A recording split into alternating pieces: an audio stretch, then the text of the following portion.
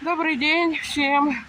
Если в Якутске ты не знаешь дорогу от пункта А до пункта Б, можно спокойно потеряться, как делают это иностранцы обычно у нас. Они, выйдя в магазин, обратно не могут найти дорогу в гостиницу. Иду по делам, и здесь среди густого от холода тумана будет видна одна красавица. Это улица Пирогова в городе Якутске. И здесь есть одна из северных мечетей России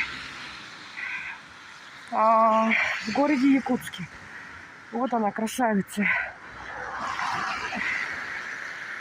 Вот. Практически каждое утро я